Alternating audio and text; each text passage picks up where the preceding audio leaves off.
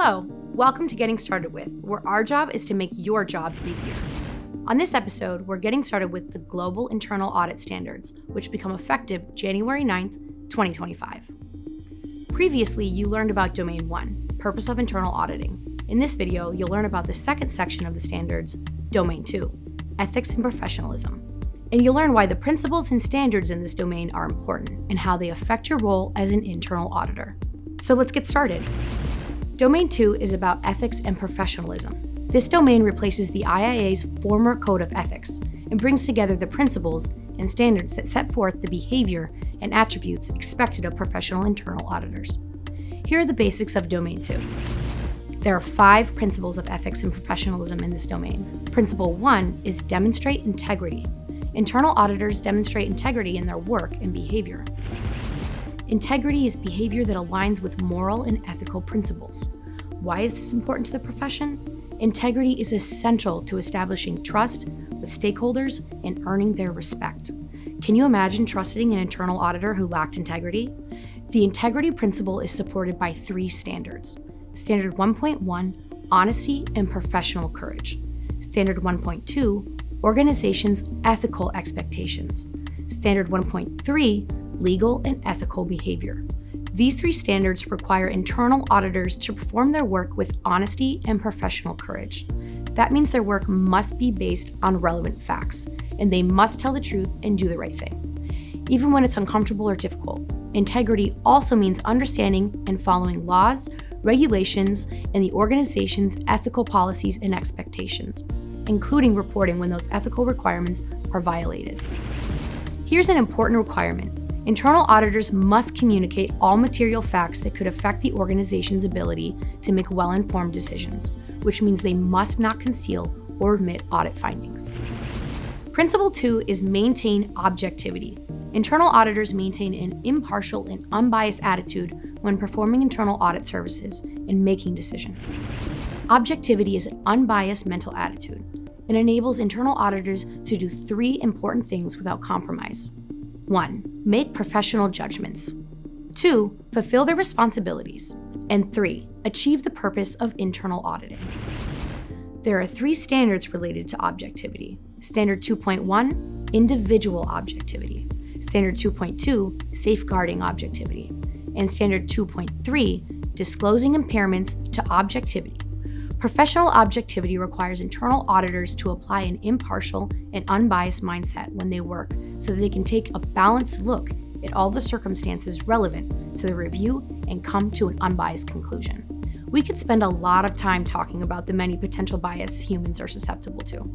The standard requires internal auditors to be aware of potential bias and manage them. In fact, internal auditors must recognize and avoid or mitigate the many things that could impair their objectivity, whether those things are present in real life or just potential. That means internal auditors must avoid conflicts of interest and keep their judgment free from being overly influenced by anyone's interest, including their own. It also means turning down offers of gifts, rewards, and favors that could be perceived as swaying their judgment. Here's a pro tip related to objectivity. An organizational arrangement where the internal audit functions reports to the board directly, independent of management, supports internal auditors' ability to maintain individual objectivity. The chief audit executive must confirm to the board the organizational independence of the internal audit function at least annually. Here's a notable requirement, Standard 2.3. If internal auditors become aware of an impairment that may affect their objectivity, they must disclose the impairment to the chief audit executive or designated supervisor. Here are some terms to learn. Chief Audit Executive, the leadership role responsible for effectively managing all aspects of the internal audit function and ensuring the quality performance of internal audit services in accordance with Global Internal Audit Standards.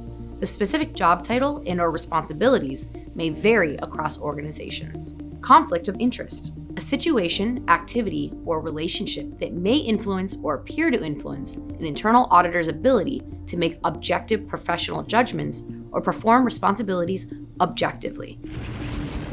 Principle 3 is demonstrate competency. Internal auditors apply the knowledge, skills, and abilities to fulfill their roles and responsibilities successfully. Demonstrating competency requires developing and applying the knowledge, skills, and abilities to provide internal audit services. The competency principle is supported by Standards 3.1, Competency, and Standards 3.2, Continuing Professional Development. Because internal auditors provide a diverse array of services, the competencies needed by each internal auditor vary. However, these standards tell us that internal auditors can only engage in the services that they're competent to perform. So they either must have or must develop the knowledge, skills, and abilities that it will take to perform their job successfully. This leaves room for learning through on-the-job training and being mentored. At the very least, internal auditors must know the IIA's Global Internal Audit Standards. And what about continuing professional development?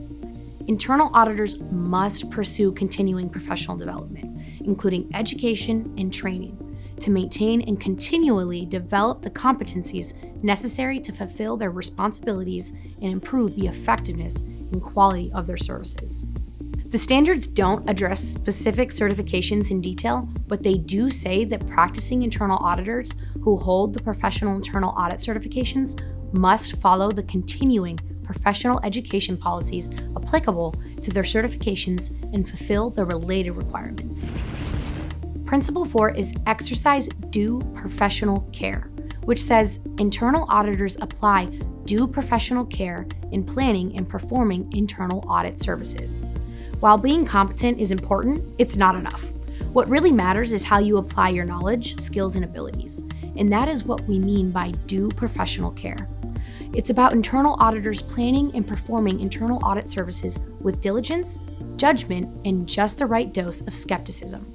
Principle 4 is supported by 3 standards. Standards 4.1, the first standard under this principle, requires internal auditors to follow the Global Internal Audit Standards when planning and performing services. Standards 4.2, due professional care, tells auditors that they must assess the nature, circumstances, and requirements of the services they plan to provide, basically calling for thoughtful preparation. Standard 4.3 is an essential part of internal audit work. Exercising professional skepticism. Being a skeptic probably comes easy to many of us, but this standard highlights the essential requirements for internal auditors to exercise professional skepticism by questioning and critically assessing the reliability of information. And the last principle in Domain 2 is Principle 5, maintain confidentiality, which states that internal auditors use and protect information appropriately. To do their jobs, internal auditors need unrestricted access to all the organization's information. This means they often have information that is confidential, proprietary, or personally identifiable, whether it's published material or in digital form. Conversations and meetings are also sources of information, and some of that also may be confidential. Principle 5 contains 2 standards, Standards 5.1, use of information, and Standards 5.2, protection of information. Auditors must respect information privacy and ownership. Of course, auditors can only use the information to do their job and not for personal gain. Maintaining confidentiality also means protecting information from being accessed by anyone who is not authorized to have it. To know who is authorized and what that authority means, auditors must know the laws, regulations, policies, and procedures related to handling information. Congratulations on completing Getting Started With the Global Internal Audit Standard, Domain 2. Next time we'll cover Domain 5. Thank you so much for watching. There's much more to learn. Visit the IIA.org/new standards to download the Global Internal Audit Standards and access helpful resources, including tools, podcasts, training, and more.